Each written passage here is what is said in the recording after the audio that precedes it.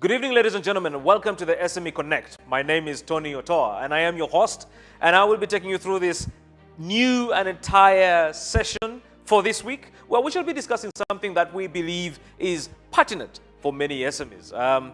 For a long time, we have not really spoken about the issue of mental health. Mental health is very vital, very crucial, and has also shown itself more visibly, especially in these COVID times.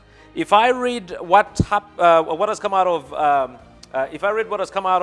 the World Health Organization, this is what they say: fear, worry, and stress are normal responses to perceived or real threats.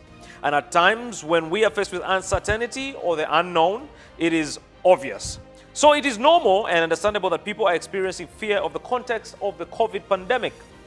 Added to the fear of contracting the virus in the pandemic such as COVID are the significant challenges or changes to our daily lives as movements are restricted in support of the effects or efforts to contain and slow down the spread of the virus. Now, what we've also seen is the new realities of working from home, homeschooling of children, the lack of physical contact, and of course, the lack of physical contact with family members. But what is also interesting is mental health and how it's being affected by all of these things that are coming up because of the COVID pandemic. The Business Incubator just finalized a study, which study was looking at how SMEs are responding to this COVID situation. Among the 9 financial interventions that were mentioned, and I will mention the non-financial interventions. The first one was access to information to know and somehow deal and pivot with business models during the COVID-19 situation, which is the pandemic. Skilling on how to leverage digital tools for businesses during this pandemic, but also the support on how to manage cash flows during and after this pandemic. But interestingly, after that, we see mental health and well-being becoming crucial because the companies and the entities within the companies are asking for support in regard to the mental health and well-being for themselves and their employees. So here we see that mental health is something that is quite crucial as we discuss COVID, as we discuss business recovery, as we discuss the easing of the lockdown. Today, our host, an amazing gentleman who has dealt within this area of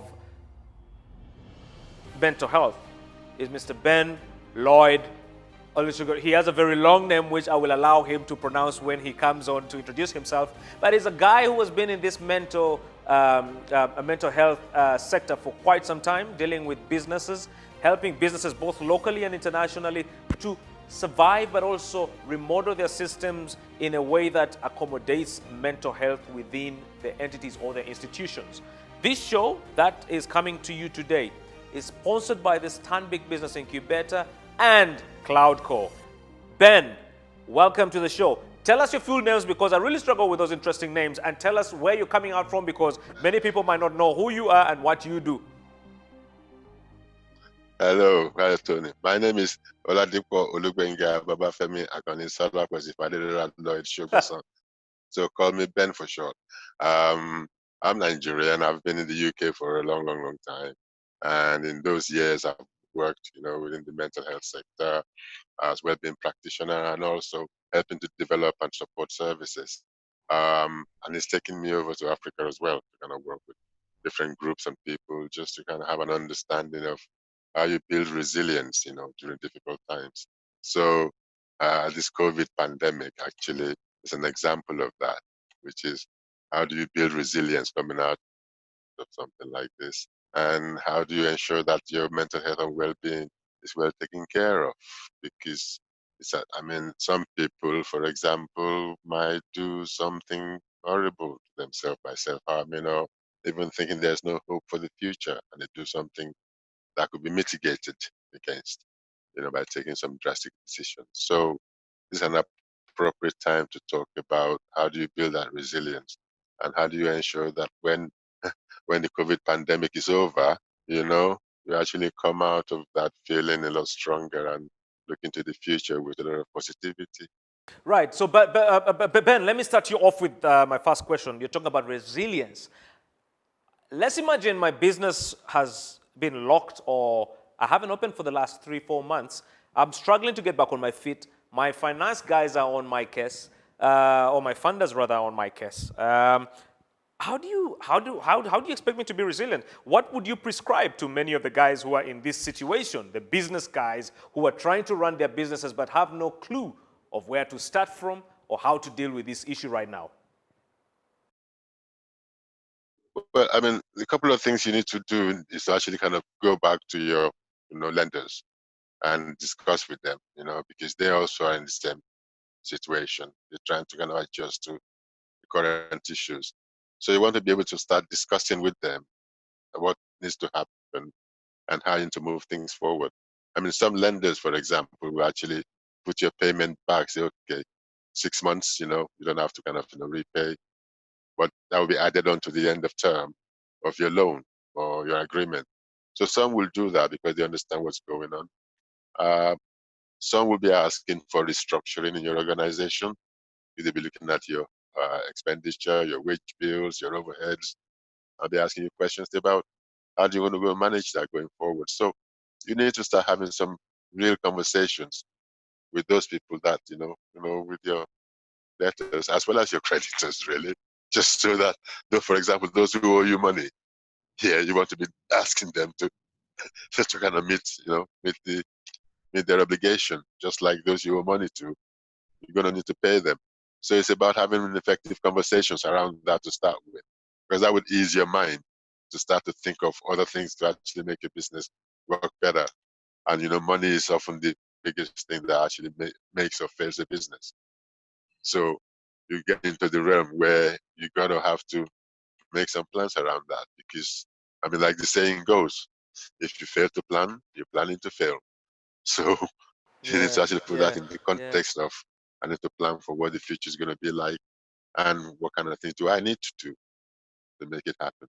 And Right. bear in So, mind, there yeah, are individuals, for example, which are kind of self-employed and they only look after themselves. But then there are others who now have to pay other people's salary and wages. So you're going to have some delicate discussions about these things. It's just it's which one applies to you best as an organization, either as a one-man band or as a man who actually employs 10, 15 people. And how right. do you carry on with that? So there are different answers to the different needs of different SMEs, really. Right, Ben, let me just come back, okay, and ask you, what has been your experience over the last 3, 4 months? I mean, in the UK, we've had a situation where COVID has been crazy. It has really affected people's livelihoods, people's families, lots of deaths. We are fortunate in Uganda we haven't had any death. How are you dealing with this at a business level or at a personal level? Well, I mean, fortunately in the UK, well, I don't know if it's fortunately or not, the government stepped in to kind of, furlough a lot of staff and offered to pay, about 80% of some of the salaries, of, some staff and things like that. Now, we haven't got that luxury in many African countries. So, you know, the UK is able to actually mitigate against, the pending disaster. With a lot of the African countries, that is not in place. So therefore, it's like you sink and swim on, or sink or swim on your own, which Yeah. is why the focus needs to be how do you sort of either need to restructure your business and kind of go back and visit that business plan that you made maybe a few years ago, even some a few months ago, and realize that the current environment is not the same as it was 6 months ago or a year ago, and the expectations is not the same as you were expecting 6 months ago, about a year ago. So people need to start thinking about how do I actually adapt and become more flexible to what the future brings. Because the future now, I mean, we're saying this is going to be the new normal. A part of the new normal would be the kind of thing that was it Google that recently said they should be most of their staff should be working from home. Um, so which means all this congregation in office places Yeah. actually is not as necessary as they thought it was before. So there are now new business models that is helping people to manage, the impact of this pandemic. And small SMEs need to think about, what would I look like in 6 months' time? What's Right. my new normal? How do I get out to my customers? How do I sell my goods? How do I get new goods in? All these things about transport and logistics, they're going to change, what they were before. So it's kind of get one's head around those parameters, see how they impact on your business, and put the appropriate things in place to make that you, rather than some of the business that are going to go to the world, that you're swimming, Right. Right. and Right. most likely swimming with the tide, not against it. Ben, let me ask you probably a question that I should have started with, and I do apologize. You see, the concept of mental health is not really understood by everyone.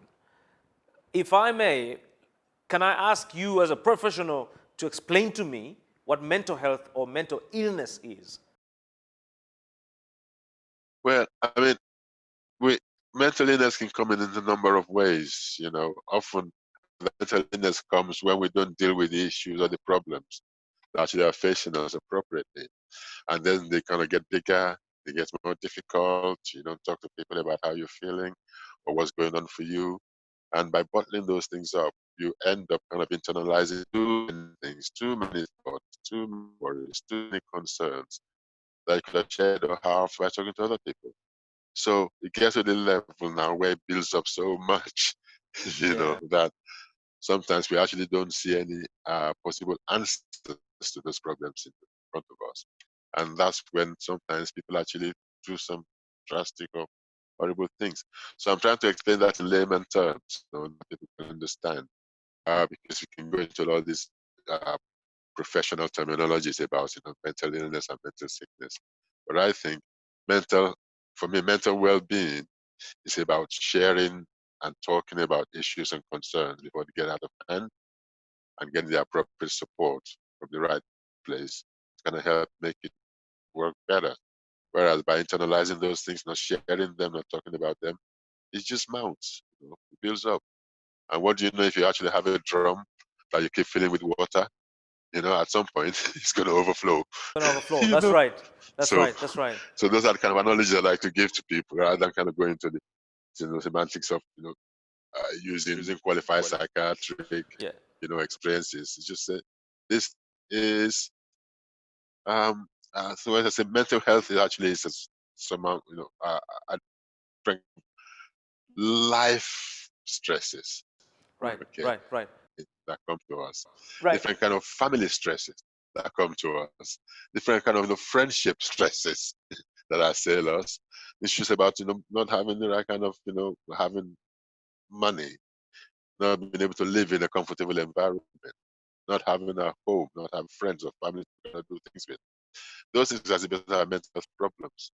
So, so if you're actually going to look at it as an individual, I would say my mental health, my mental well-being is supported by my ability to actually talk to people, my family, Put it my out. friends, Put out all of share that. concerns. Yeah. So, Yeah. so that's where it's at. And I think we've forgotten those things as people. You know, we've forgotten the values. Of actually say, hey, bro, what's up? We've lost those because we're also focused on what it is that we want to have: money, wealth, and all of those things. And the things that got us to where we got to in the first place, we put them aside. So, so I say, your mental well-being is often dependent on what you've got around you. The kind of people you have around, the Right. kind of environment you live in. Is it relaxed? Is it helpful? Do you feel comfortable sharing your issues and concerns with people? And those are the kinds you want to build. Because by building those, your resilience gets better. You know, it's almost impossible not to feel good if you have some nice friends who actually can support you alongside with your family. It's a lot harder if you haven't got those things. So that's just why I'm trying to kind of give that as a layman's term, because we can go Okay. into the semantics of mental health is a combination of, acute psychosis and various things like that. No, no, no. Mental health is actually starting No, from no, the no, no, no. very, I very think first point, we're fine which with the is, layman terms. Now, Ben, lots of people being laid off from their employment. Many people are becoming unemployed over this period. Mentally, that is a strain. That is a stress. What have you been prescribing a lot of the entities that have been coming to you for support in this regard? Or what would you prescribe to a lot of guys who are going through this curve? Yeah. I mean, interestingly, I was speaking to a gentleman yesterday who, after we had a discussion, felt this actually presents an opportunity, you know, rather than actually seeing it as a problem. Because what's happening now is he's not really going to get, he's going to be made redundant from what they're saying at the firm, but he's going to get some money from it in terms of his redundancy pay and compensation.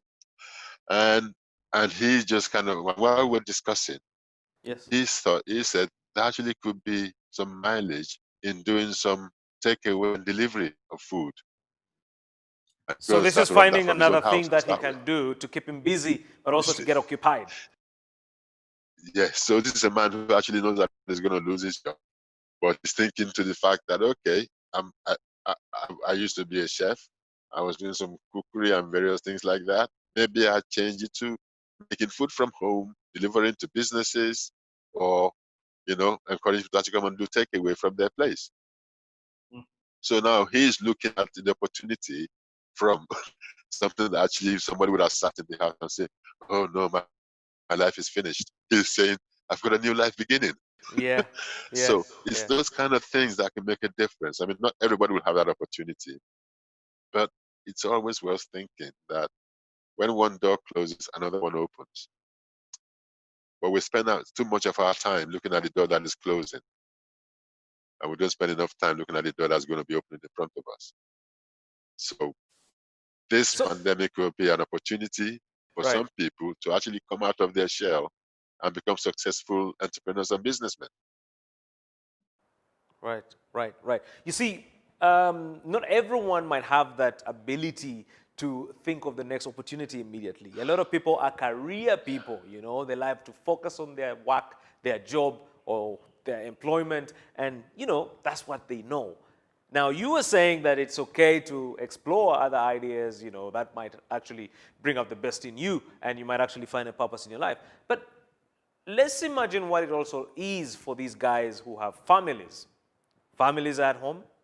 Kids are not going to school because of this pandemic. You have to do a lot of homeschooling. You have to be within that family close unit or nucleus unit for as long as who knows. What is it like, or what would you say would be the best way of dealing with that kind of environment, especially now? Well, I mean, first thing is you could, like I was trying to say, you could see this as an opportunity for developing other programs. But I, for example, were actually privileged to. I was at home for some of the pandemic, and I found it beneficial in the sense that I were able to kind of do some stuff with my family. Mhm. I've got grandchildren now, but if that you spend some time with them, okay. So there are some positives to be taken from things like that, rather than seeing it as an entirely bad thing. The Yeah. fact that the kids haven't been able to go to school could have been seen as an opportunity for you to actually help them learn more about you, about family values, and kind of just kind of build some useful program through that, so that they actually come out of it being more enriched, Yes. rather than actually kind of having issues and concerns about, oh, because if, for example, as a parent, you're waking up every day cussing and swearing about the pandemic, you're going to be stressing your kids out too. Mhm. You know, there's no ifs and buts about that. It has a And once spillover they get effect. stressed out, yes, and when they get stressed out, then they're going to give you problems because they're going to be complaining to you about issues and problems and stuff like that. It's going to even mount on your own stress. So if you take the positives into that one, to say, actually, I'm going to do some fine things with my children. Yeah, not everything costs money to do. Okay, okay, you manage to buy some gas into your car to actually, eventually be able to take them somewhere. But while you're in the house, you cannot sit down and do some learning. Okay, tell them some family history, Yeah. things like that. Just, Yeah. no, Yeah. it's true. You You know, you know, know, you know, you know, you know, you know tell what's them quite about your what life, is where you quite were, what you used interesting. to do, all What is those quite little things interesting, that your Ben? kids don't know about because they've been running off to school and you'll be chasing after them, bring them home. Yeah, Make yeah. time to kind of share about some family history. Tell about their great grandparents, what they did, if you remember that.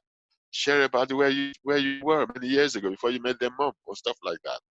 Just kind of talk about it in positive fashion. Okay.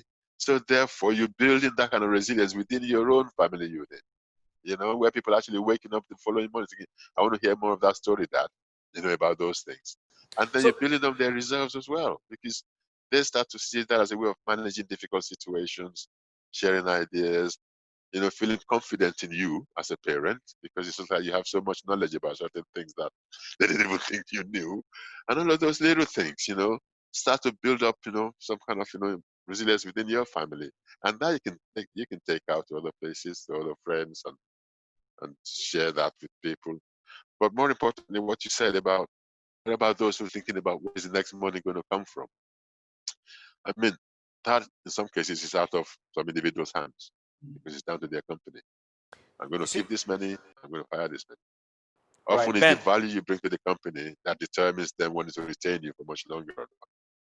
Right, Ben. The other side of it, So sorry, just go on. yeah, Finish your no, submission. because the other side of that is most companies these days, know the value of really good staff, and they would not want to lose them, Right. post COVID, because they want to hit the ground running as much as possible. As soon as they get back You into want to hit work, the yeah. ground, yes, you want to hit the ground running as soon as this is over. You want to retain the best staff team that you can. So it's a case of making what is it? Making yourself invaluable to your employer, so that Exactly. you'll be one of the first people on the list when they start writing down, who am I going Yeah, to hold on to going forward? that's You true. see. That's true. So for those who haven't managed to do that, well, you still got time to kind of, be emailing him, or Facebooking him and telling him how wonderful you are, you know. But Right, right, it's right, important to bear in mind that there will be some rational decisions by employers because right, of the various cost overheads and salaries that some people would have to be left, to go. right. Ben, But those who are Ben, left to go, Ben. please remember that leaving a particular job is not the end of the world. You know, there are often other opportunities that you can look out for, but don't kind of get so head up with the fact that you've lost the job that you can't see the opportunity for another job in front of you. All right, That's where Ben. we kind of lose sight.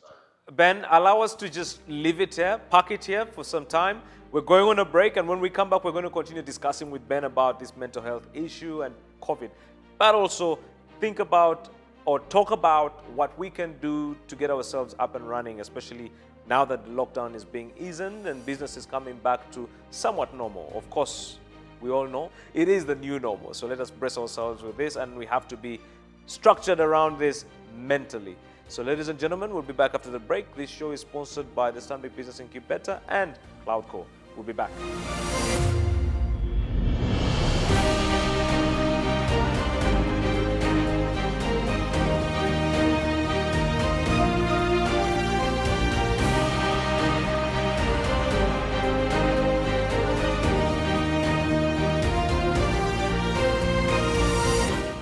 Welcome back to the SME Connect. My name is Tony Otoa, and we are talking with a gentleman, a man who has been around this mental health area or sector for quite some time, has worked with businesses both locally and internationally on trying to deal with this mental health issue. Ben, welcome back to the show.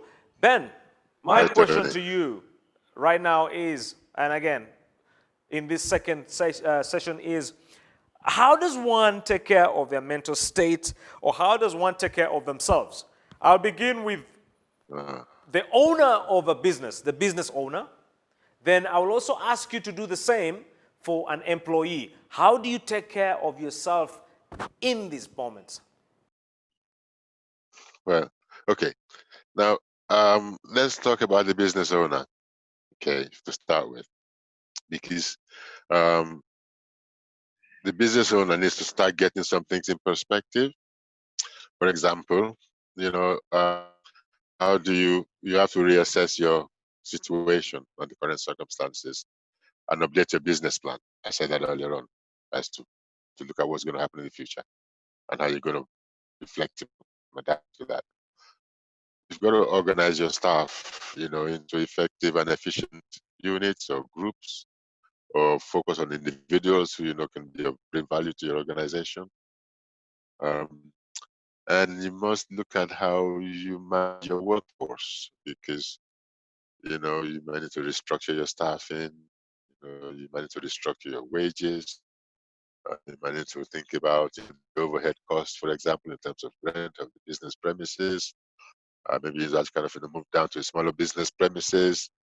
Um, and you can look at how some of your staff maybe can work from home. So you probably can provide them with just to do that, maybe like computers or access to, technology to be able to do that.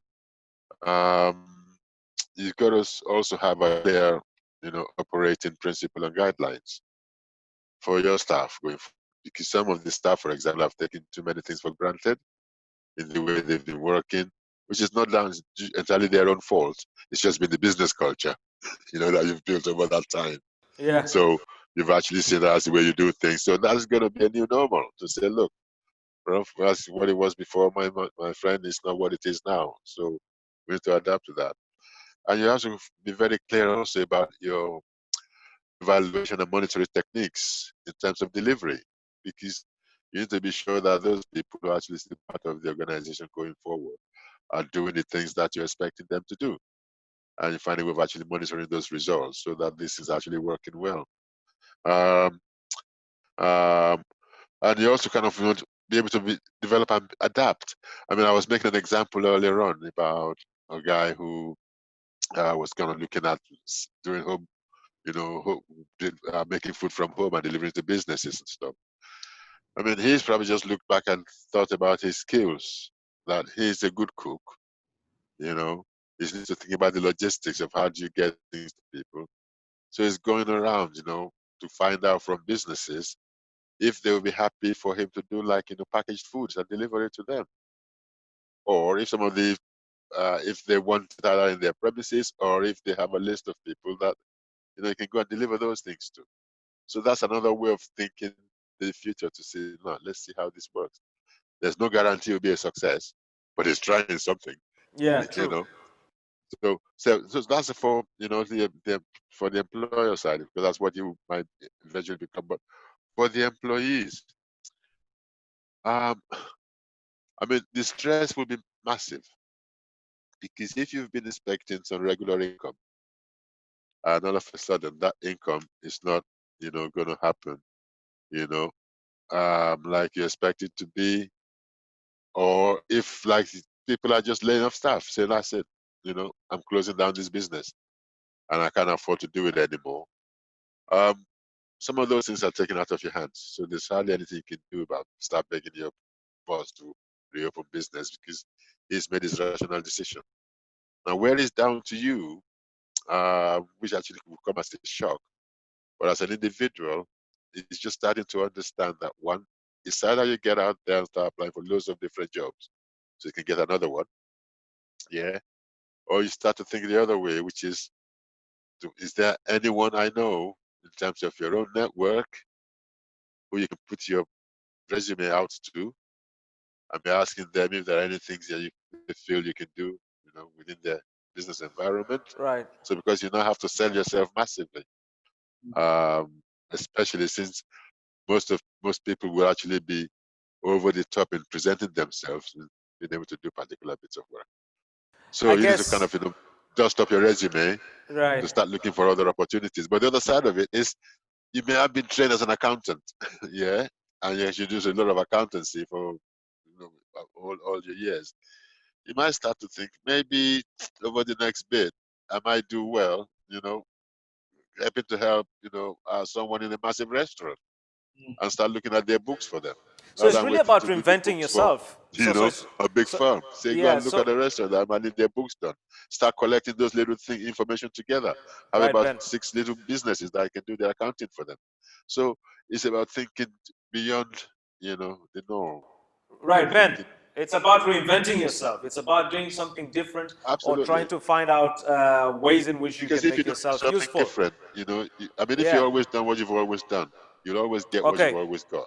Okay. So if you actually think differently, say maybe I can do something different now to what I used to do, you actually get different results and Okay. outcomes. Okay. So it's Okay. been Okay. But Ben, let's now go away from the individual's point of view to, let's assume, Tony.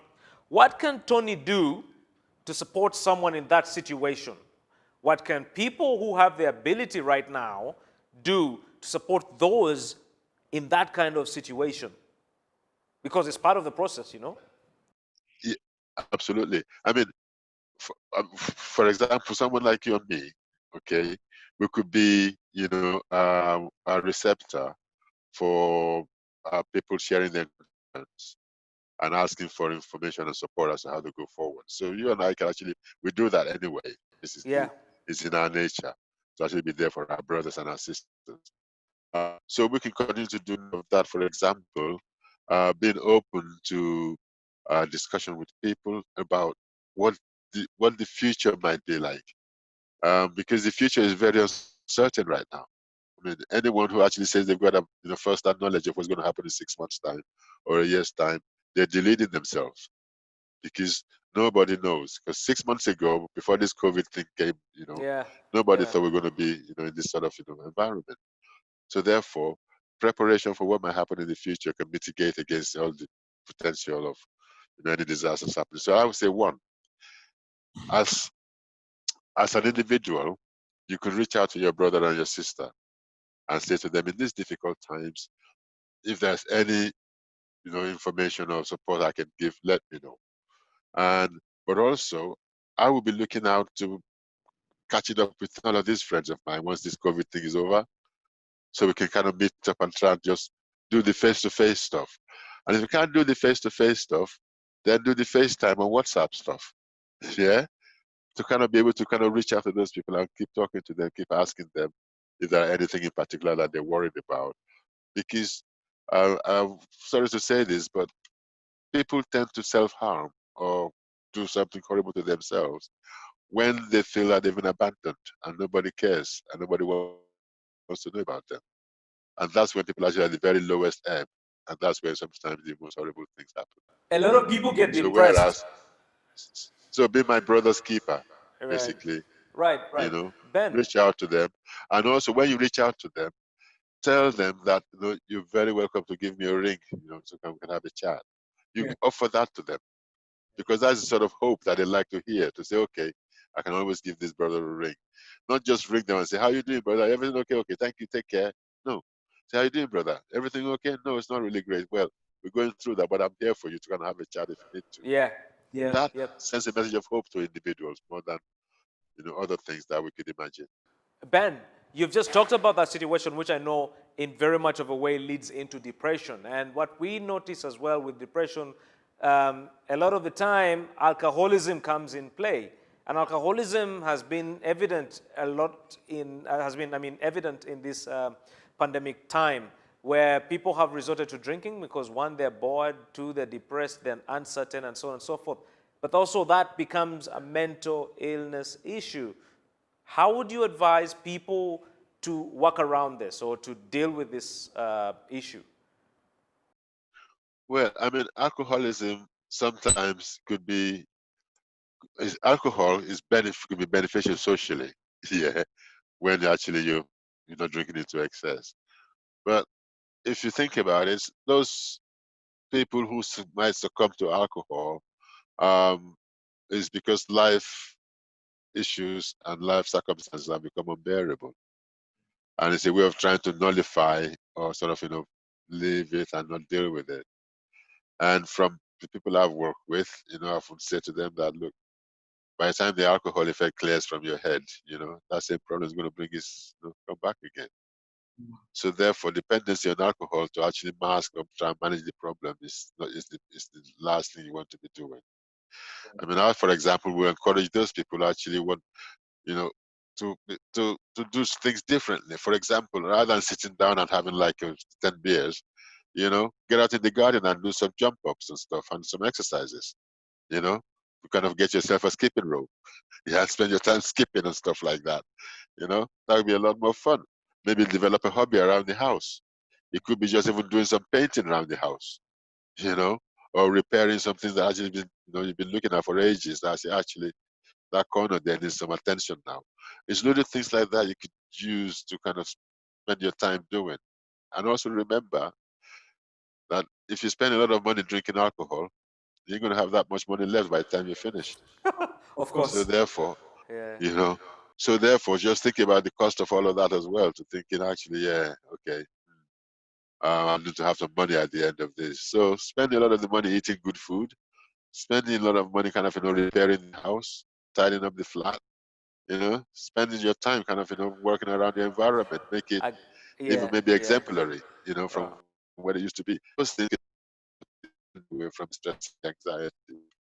And I've kind of the fact that for some people, it could be so difficult that they might self-harm and then they get into severe depression and things then can get out of hand. But seek advice, talk to people, talk to your family, talk to your friends, you know, Right. Ben? WhatsApp them. Right. Ben, I would like to thank you so much for engaging us in that conversation on mental health, especially now that people are uncertain. We are being faced by something that many people in my generation had never gone through in their lifetime, but also anxiety becoming one of those elements that is being cast around as much as it is, but also interesting to see how businesses get back on their feet. And I think what's really going to be crucial for many business owners, for many employees, is their mental state of mind. And Ben, thank you so much for this conversation. But Ben, before we go, could you say your names again? I would like to hear your name, your full names again. Well, okay, just for the record, is Oladipo Olugbenga Obafemi Akani Salakwesi Fadera Llyod Shogbesan. Thank you very much for that, Ben, and thank you so much for joining us Pleasure. today. This show was brought to you by the Stanbic Business Incubator and CloudCo. We are very grateful for you joining us on this very interesting topic, which again is one that is very pertinent in this discussion on how we can get back businesses into full blast or full mode.